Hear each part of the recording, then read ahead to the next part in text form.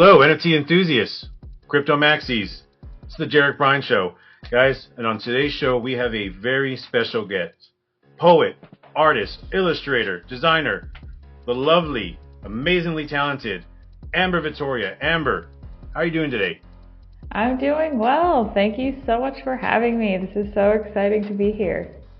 I am super stoked that you're here, and one, that you're coming to Polygon too as well. But before we get into all that, right, and you come in all the way over here to come hang out with us on Polygon, kind of tell us your journey all the way here into Web3.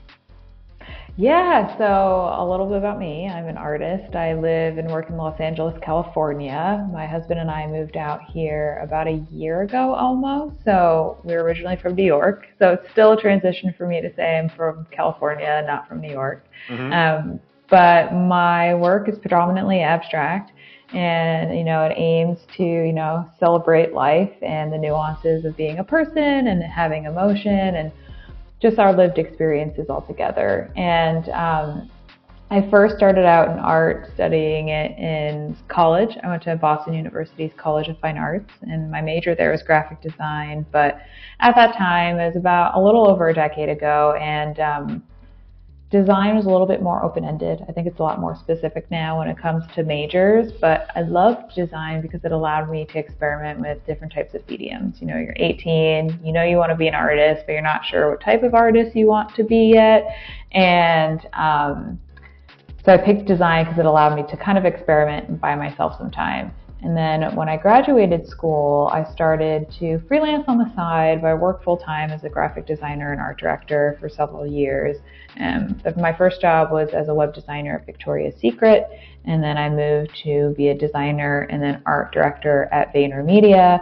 And around that time period, I was probably like 3-4 years removed from school, and I knew I wanted to work for myself, but I didn't really know what that looked like. So I started to put together a lot of my illustration work and a lot of my personal work and put it on a website and started to reach out to clients.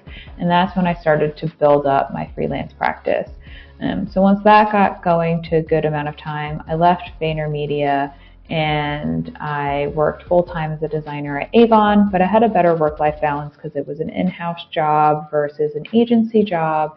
And then after being at Avon for about a year and a half, I was able to quit and start working for myself full-time, which was late 2017. And at that time period is when I started to learn about blockchain technology and Bitcoin and Ethereum, and I was 27 and I was like, oh, this is definitely going to be life-changing, things like your car titles and, your health. And at the time, my grandmother was really sick and she'd since passed away. But I remember thinking like just keeping track of her medications and things like that would be so much easier on chain. So I was like, oh, by the time I'm her age, that'll happen. And so I invested, some small amount of money into both Ethereum and Bitcoin, and then kind of forgot about it, and then it pumped, and then it crashed, and then people were like, haha, I told you so. And I was like, oh, okay, I still believe in the technology. And then still freelancing, still working with a lot of awesome clients, whether, it's fashion clients or editorial clients. And then the pandemic hit, and early 2021 is when I started to learn about NFTs. And my husband, a few of his friends, learned about CryptoPunks, and so I started to study that and see how artists were, selling their work on chain. And I really love that the ecosystem celebrated and supported artists, especially during a pandemic, which is a really tough time to be a freelancer, at least in the United States. I can't speak for everywhere, but so I started to mint my work on chain, and it has been really exciting to connect with folks that love my work, that don't know me from New York or now Los Angeles, and to outside of my commercial practice, to be able to make work and sell work and have that work resonate with so many people. So it's been a really incredible journey to be able to connect with so many people through the work that I make in my studio. Yeah, and before, actually, this is a really interesting question. I didn't know you moved to Los Angeles, right? Before we kind of get into all like the inner workings of history of you and all that great stuff. So how has that kind of change been from like New York to Los Angeles? Tell us about kind of like that change. How day and night is that?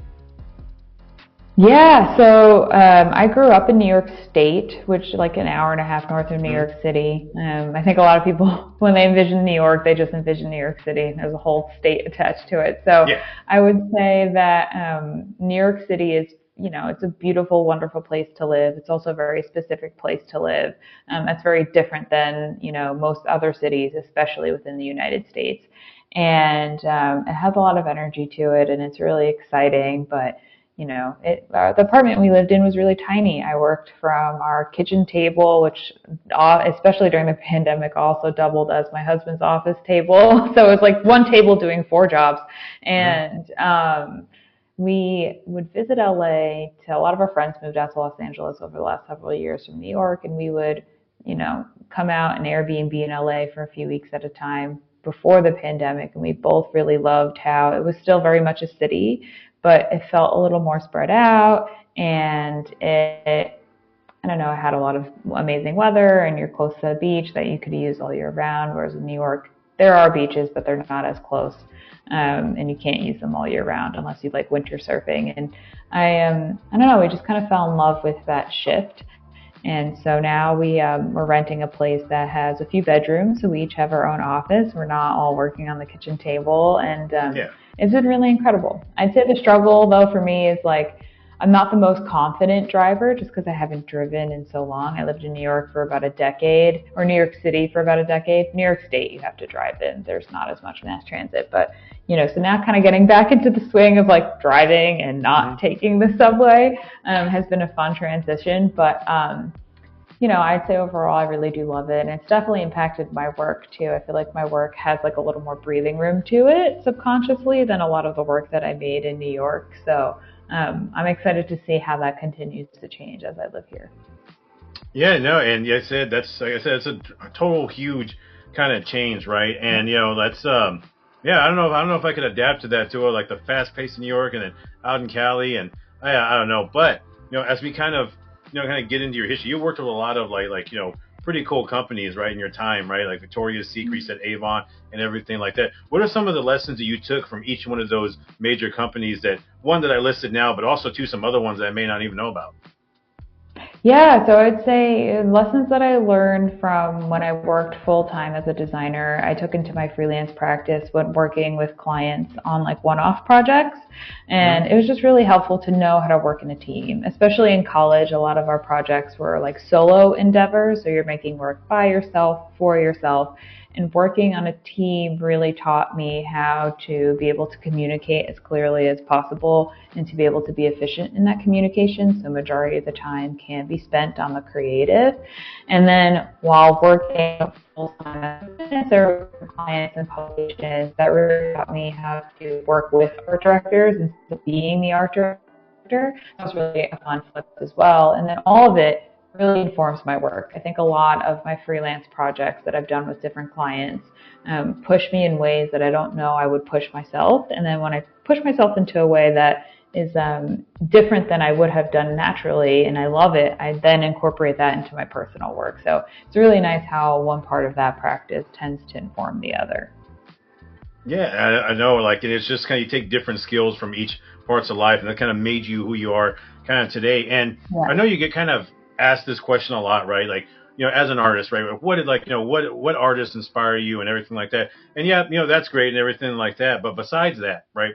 What other things do you draw inspiration from? Like, like comics, movies, nature, and things like that. What are some other things that you kind of draw inspiration from? A big thing for me has been nature. I think that's part of the reason why we moved to California. My goal is to see all of the national parks in the United States. I think there are 63 now-ish. They keep adding them, which is a good thing. And I've seen 32. I'm about to see my 33rd in December. We're going to Dry Tortugas National Park, which is off the coast of southern Florida, which is exciting. So nature really inspires a lot of my forms and a lot of my color palettes, but then also the content as well, because I think like nature is so unapologetic in what it is, and sometimes I kind of wish I could be a little more apologetic in how I am and how I look and have that confidence level that I think that things and elements in nature has. So a lot of that heavily inspires my work. And I think that's why I try to go on daily walks every day and things like that. In terms of other forms of inspiration, I think, just talking to other artist friends, they're always very inspiring, and my family is also very inspiring too, to insert kind of those stories into my work. That's wonderful. I like the whole nature aspect. And I too want to definitely visit all the national parks. I've definitely picked up hiking too, so I love that part. But as my next question, right? How have you grown as an artist, right? And in your growth, right? How is that reflected in your artwork? Yeah, I would say a lot of the work that I did earlier in my career, not that my career has been very long, but earlier in my career was more figurative. I really struggled to see myself in advertising and then also in fine art in museums, just the way women were depicted or are depicted in museums. It's a very specific type of womanhood, and it's valid. It's either very religious or very sexual, and those are valid, but I felt like I couldn't fit into those kind of narratives. So I started to make figures that I could see myself in. And then from there, the work slowly became less about the physical self and more about the emotional self. And that's why I think that over time, the work became a lot more abstracted. So it spoke to the idea of having emotion and expressing those emotions.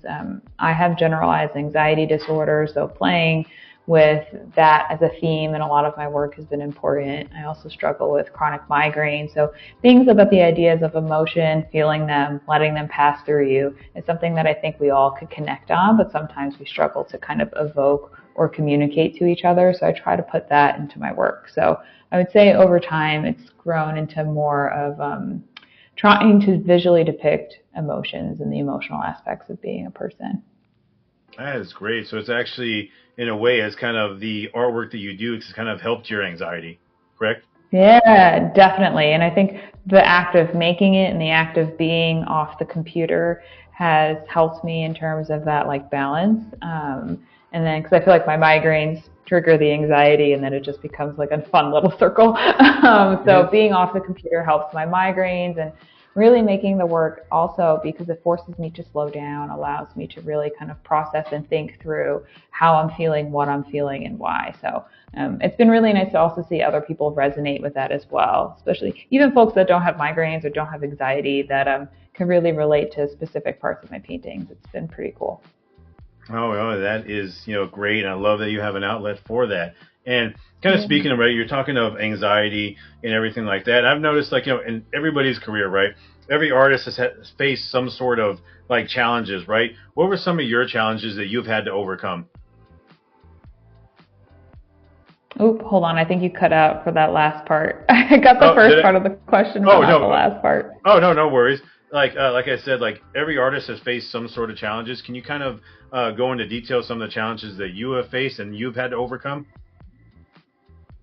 Yeah, so I would say that a few challenges just artistically is, finding the confidence to put the work that you make out there into the world. I think a lot of artists struggle with that idea of just is this good enough? Will other people like it? And I think over time, as you grow older as a person and as an artist, you realize as long as it resonates with you, it's important enough for you to share. And I think that is something that I struggled with, especially earlier on in my career. Outside of anxiety disorder and migraines, I think just trusting your instincts is something that can be really tough, especially as an artist and now. I would say that a few of the things that I've had to overcome outside of my migraines and anxiety disorder is just finding the confidence in myself to share the work that I make. And I know that I'm not unique as an artist with that struggle. I think especially earlier on in one's career, or even in general art making, whether you're a kid, a teenager, or an adult, having the confidence to put it out there and be okay with the fact that not everybody's going to love it. People are going to have their opinions and their reactions to the work that you make, and some of those might be that it's not good work. But I think that as long as you think the work is good and that you resonate with it, it's definitely worth putting out into the world. And with that, right, kind of the follow-up question to that, right? You say that, of course, the struggle, if it's good or everything like that.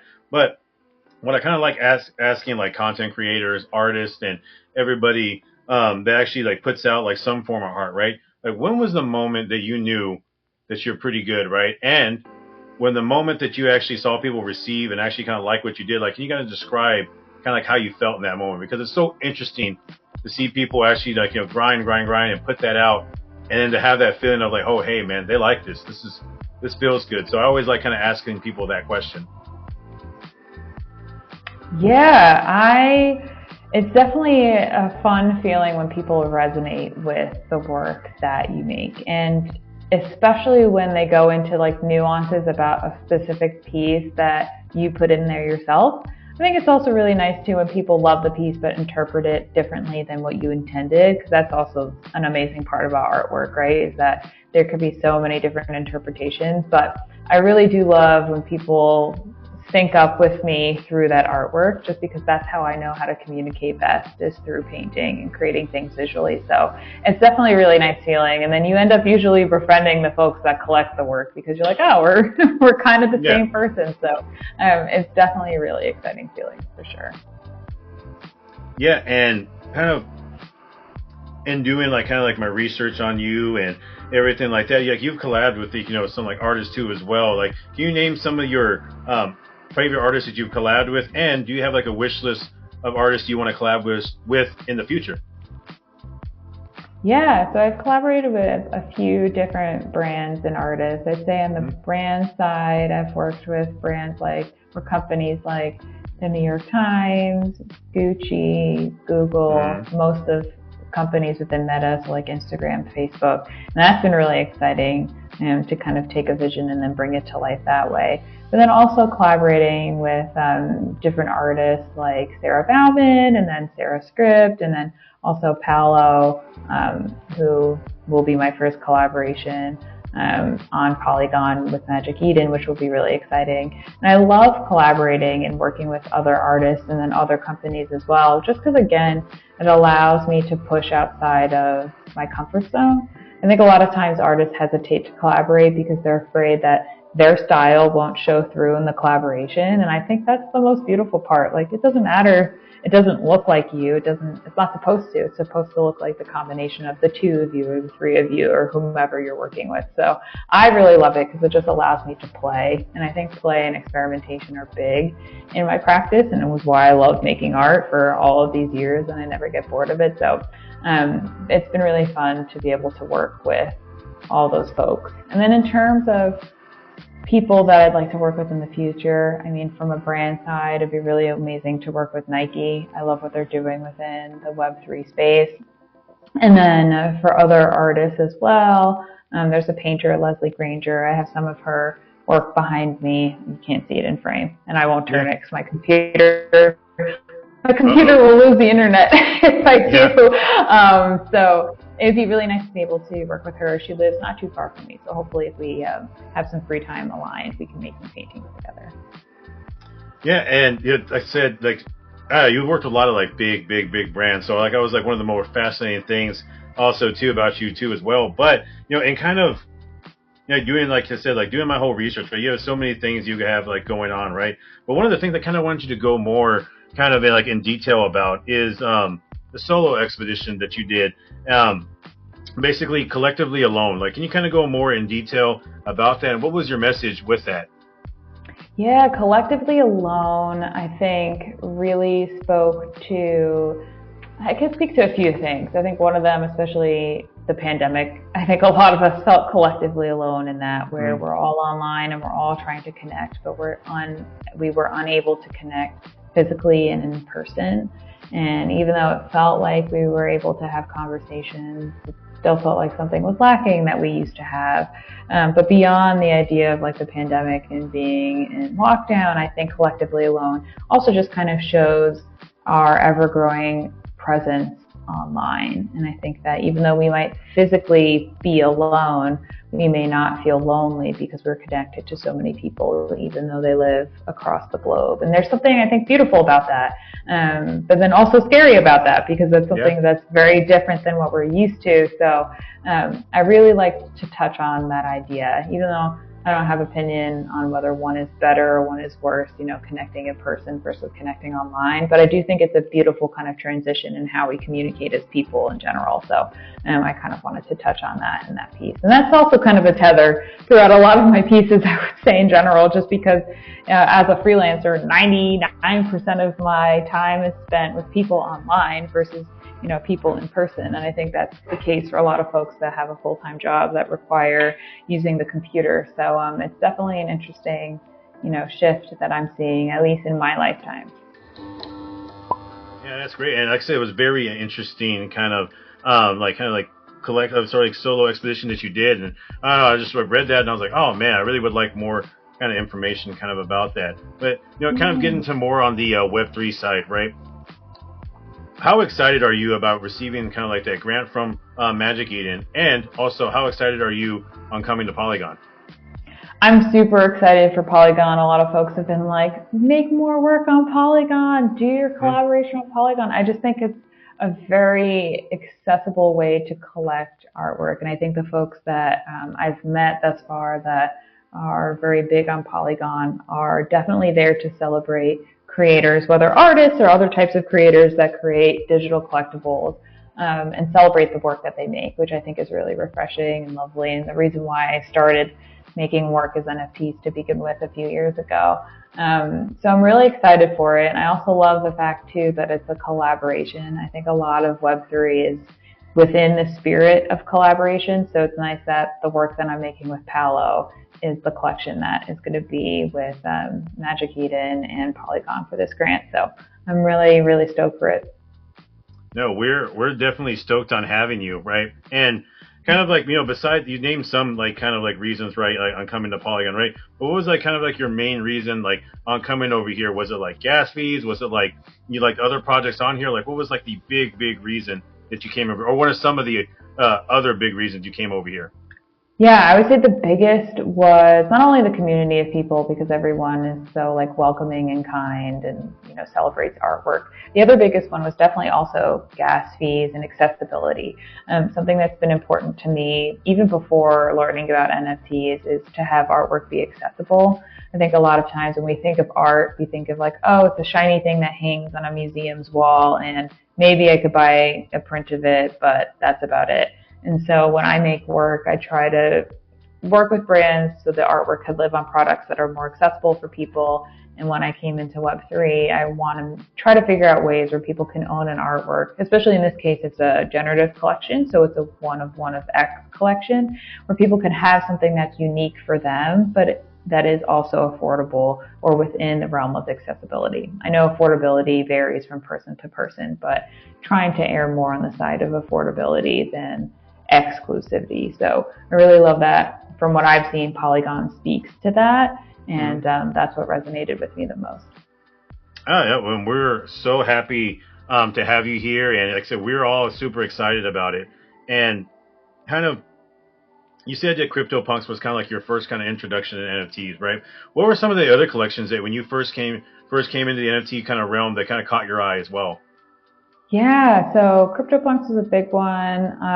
Also Deadfellas. I think Deadfellas is the first one that I bought on my own. My husband and I did pool our money for one CryptoPunk, which we still have, instead of a car. I mean, now we have a car, but back then we were like, car, CryptoPunk. Good investment. Yeah, we live in New York City. We don't need a car. But Deadfellas is one that I have two of them. One of them, but I bought forever ago, probably like almost two and change years ago.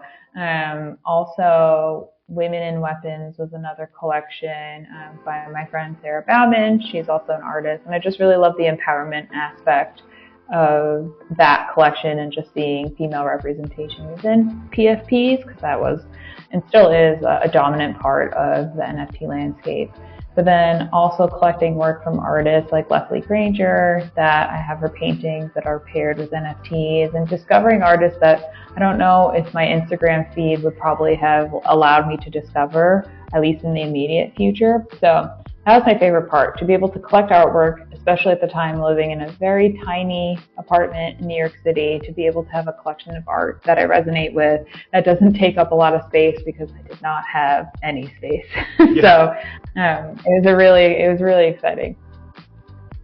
Yeah. And see, it's super cool that you actually were into kind of CryptoPunks. That's actually really cool. Like, not a lot of people know like what they are, right? And like, I just really like kind of like, I don't know, it just really kind of, it's really different, really cool to see like different people and different aspects of life connecting with NFTs. So I really like, you're like an artist, you know, a real serious artist, but you love like the kind of CryptoPunk. So to me, that's like, oh man, that's really cool. Because a lot of us think, oh, those NFT nerds. But like I said, like, you know, we have someone like Amber Vittoria that loves NFTs. So that's really, really cool. And kind of, you know, your artwork, right, has been, you know, it beautifully explores like the themes of like, you know, femininity and social norms. And how are you going to kind of like relay that kind of same kind of message in this kind of like next NFT project that you're going to have here on Polygon?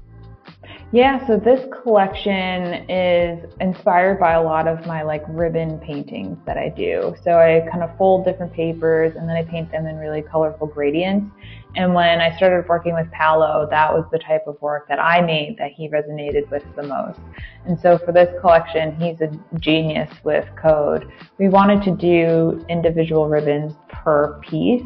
And the idea behind each of them, it kind of speaks to the path that we're all on, that we don't really know where we're going while we're in it, and we don't know how it's going to unfold. But when you zoom out at the end of it all, it ends up making a really beautiful composition. So the hope is that when folks mint one, that piece is kind of loosely representative of like who they are and where they are on their journey. So it's something that's pretty poetic and something that I like to have in all of my work. So I like the element of surprise because it is done by code and that you don't know what you're going to get, but hopefully you can, you know, resonate with it and relate to it in a specific way. Yeah, and like I said, it's just like your artwork is like very unique, like the color schemes and everything like that. Like I'm a big fan of it, especially when they announced you coming over here. I was like, man, let me check this out, and I got to like kind of bring her on, kind of explain, because like I said, I've never really experienced anything like, you know, a really like, you know, really well-known artist coming over here. So that was like really great, and kind of like I said, you see the potential with NFTs, right? And the whole changing, ever-evolving like blockchain landscape, right? How do you envision like kind of like the future of the kind of like the artwork realm? Like, how do you envision like how is that going to kind of be? Basically, how's like NFTs and blockchain going to be in the art realm? How do you envision like that future? Did that cut out? Yeah, I would say for the future of like art and NFTs, I mean, I wish I had a crystal ball and I could predict, but I would say based off of what we've seen now, I hope that more artists, and I should include myself in this, I should start doing this more, will mint work that we make even if we don't have the intention of selling it, right? Because then it's like, yes, we made this piece. So if in 500 years from now, someone's like, oh, I really love this painting. This is not done, but I really love this painting from Amber. Is it really done by Amber? Like, she never really sold it or she never really talked about it. And they go into, you know, my wallet or whatever that's archived and owned by my great grandchildren. And they're like, oh yes, it's there. So I love the idea that it would be like verify an artist's process and verify all the works that we're making.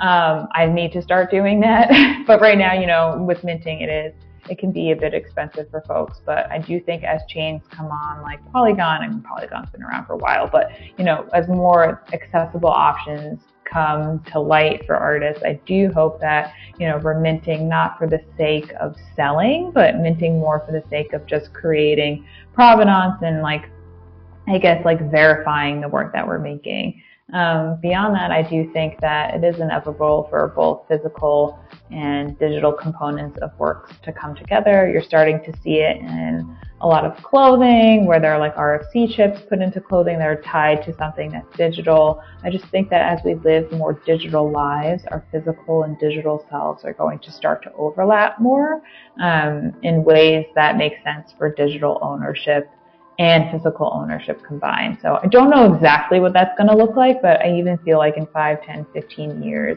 it's just going to be incredibly seamless. Like if you were to look into the past, like when I was a kid, you have one computer for the whole family if you're lucky, and now everyone has like, you know, 6 devices that all connect to the internet wirelessly. So I do think that if you were to backtrack those 15, 20 years, if you're to forward track 15, 20 years, I just think the way that we live digitally and physically is going to be a lot more seamless. And no, I totally like agree, and it's great that you actually see like kind of a future that the blockchain and NFTs are going to have on the kind of like the art realm, and totally agree with you on that. I think it's going to be kind of like a good idea for everyone to kind of like kind of immortalize kind of their work. And when you came over here, like the Polygon, right? And how can you kind of talk about like how has like the Polygon Foundation kind of been with you? Have they been very opening? Have they been very accessible? Or anybody kind of like on Polygon? How has that kind of relationship been so far for you? So the question is about how Polygon has been just welcoming overall. I mean, they've been amazing. The fact that I think that they're one of the few folks that, support artists and have this fund and this grant to allow artists to create something that otherwise we might not have the bandwidth or ability to make because, most of us are freelancers. I think it's been really incredible. And it's fun to also have them allow me to be like, hey, like you should talk to this person, or like, hey, like you should join this space just to meet new people, just because that's my favorite part about this whole thing outside of the technical aspect of NFTs and how it supports artists. And my second favorite thing is, being able to connect with folks that I probably otherwise wouldn't meet. So they've been really incredible to, introduce me to new folks that have similar interests to me, which is awesome. Yeah, it's great. And we're, like I said, always we're happy to have you. And, this is a great kind of time, kind of like in Polygon, right? And if you can kind of like everybody that kind of watches, right? Hopefully, like, future artists watch this, right? Like, what kind of like tips would you give to them that are maybe like kind of like on the fence of like, should I, like jump into the NFT realm, or like, maybe not, maybe this or like that? But what kind of tips would you give to aspiring artists that are thinking about coming into Web3? Yeah, I would say that I am, I guess, very experimental by nature. I always love to tinker and try new things, and worst case scenario, you fail at it. And I think a lot of times people's fear and hesitation comes from a fear and hesitation of failure. And the worst case scenario is you come in, you try to mint something, it either doesn't sell or you mess up the first few times that you're trying to mint.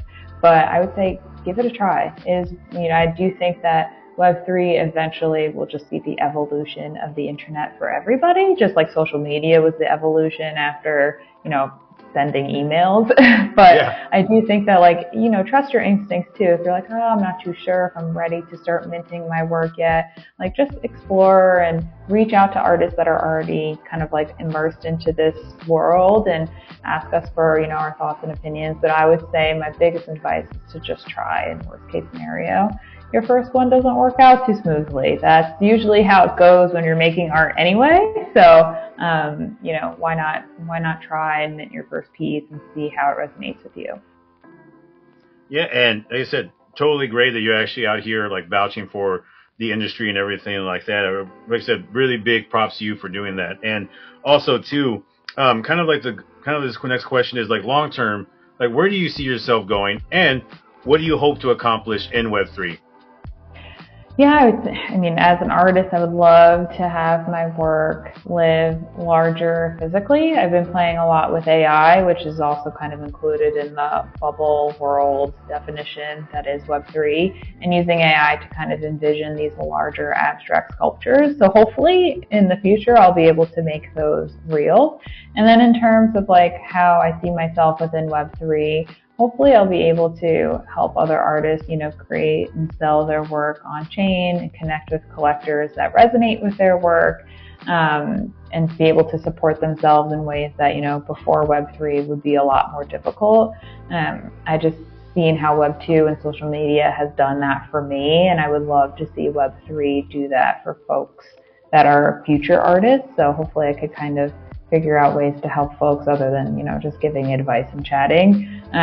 But for myself in Web3, I think it'd be really lovely to continue to figure out ways to connect my physical paintings with my NFTs in ways that feel stronger than what's currently out there. But I know just with time and the technology evolution that'll happen. Then also to, continue to put out artwork that's accessible, that people can relate to. I think that's the biggest thing for me. Just because when I was younger and I was in college and I would, go to all these museum shows, a big memory that I have is of Shepard Fairey had a museum show at the ICA in Boston. And of course his work is worth a lot, but he had really accessible prints for people to buy that were signed. And, me being in college was like, oh my goodness, like, $60 isn't nothing, but I can still swing that. And so that's something that I take with me a lot, is trying to create artwork that's accessible. So hopefully I will continue to be able to do that in the future on chain. Yeah, and as I said, that's great. You know, we're going to all be pulling for you. And also too, like, I know like every, you know, any like artist and everything like that has, like, you know, your art is pretty much like your children, right? And you can't really pick kind of like your favorite ones, right? But I have to ask, right? Do you have like sort of like, you know, kind of like your favorites of the bunch, or the ones that basically kind of mean the most to you, or kind of like represent certain things? Like, do you have a couple of those pieces? Yeah, I would say usually the most recent work I make tends to be my favorite, because it's the closest to who I am currently. But for that reason, I also love to look back on older work, because I can pinpoint where I was as a person when I made that piece. But to actually answer your question and not give you a non-answer, I have a big painting outside in our living room that's like 5 by 6 feet, and it's of 5 pillars.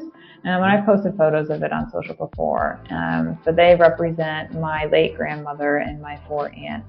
And so I kind of view them as guardian angels. So that's really something that resonates with me and I see every day. So that's probably my favorite piece, just personally, just because it's in my home and it's kind of like they're looking after me in some way. That is great. You actually answered it too. A lot of people kind of sidetrack that question, right? So yeah, usually the answer that I give people is the first one, where it is usually my most recent work, but that one is probably my favorite. Yeah. And you know, not a lot of people know that you're not just kind of like an artist. You wear kind of like many different hats, and you actually are kind of, like I said, illustrator, designer, but also a poet too as well. And can you kind of speak on that too? I thought that was very interesting, your poetry aspect. Yeah, so I love writing poetry with a lot of my paintings.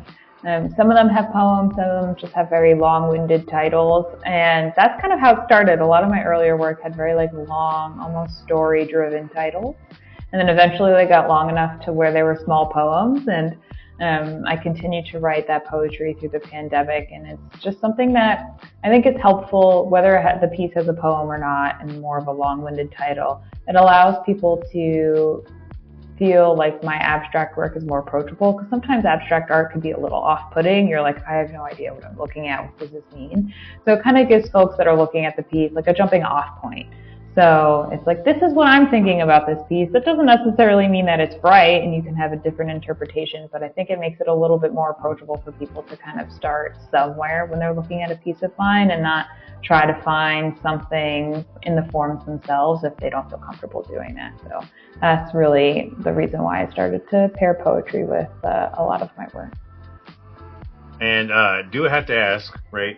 Can you maybe like give us a little bit of that poetry? Or I want some of your favorite kind of lines? Yeah. Let me pull up something quick, and I will.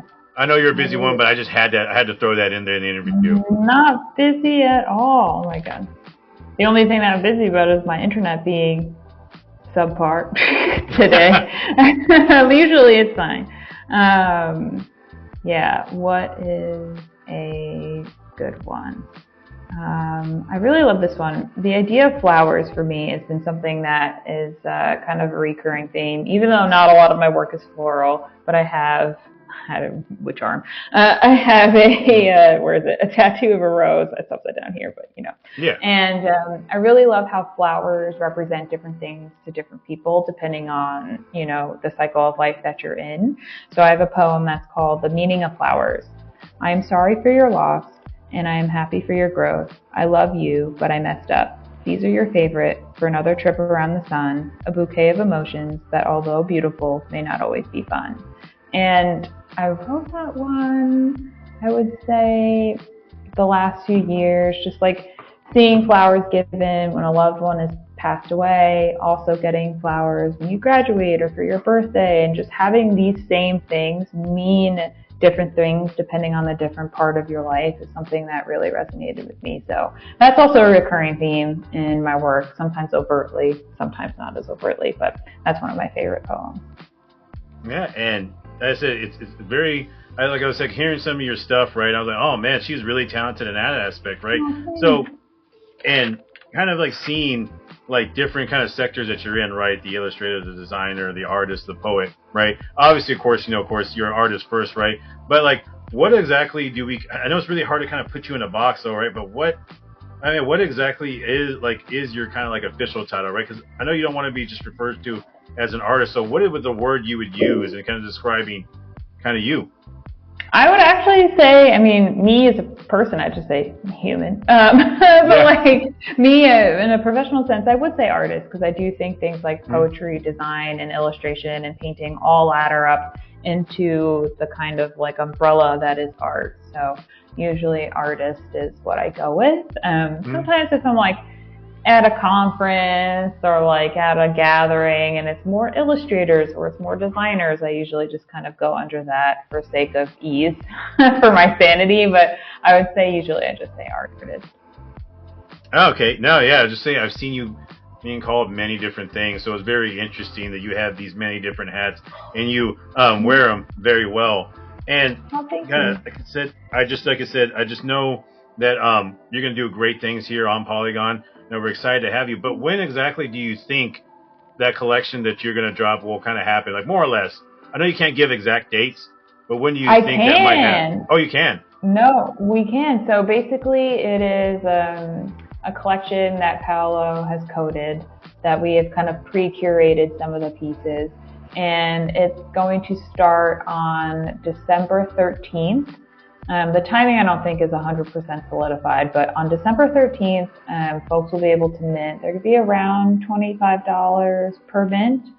Each one will be unique, and the mint will last for 48 hours. So the idea of accessibility, people have work, people have kids, it's near the holidays, so we didn't want it to be set by a number, but rather set by time. So hopefully within a 48-hour window, folks could find a few minutes to mint one if they would like one. If not, the nice thing about Web3 is you can also look at the artwork without having to collect it if, you're strapped. So I think that's another beautiful thing about it as well. But yes, December 13th to December 15th on Magic Eden and on Polygon. That is great, and we're looking excited. I'm definitely going to mint one. Like I said, I'm a very big fan of kind of like your work. Oh, thank you. The short time kind of knowing you. And Amber, before you go, because I know you have to get on out of here, you're a very busy woman, right? Is there anything else you kind of want to say, or is there any kind of like anybody you want to shout out, or any upcoming events that you have that you want to go ahead and say? Nothing big that's coming up. I just want to say thank you for taking the time and interested in me and my work. It really means a lot to me.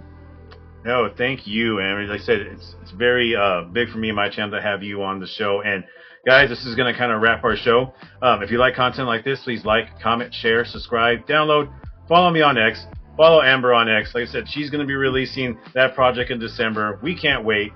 She was one of the recipients of the Magic Eden Fund, so we're all excited to have here on Polygon. And guys, I will see you around in the next one. Take care.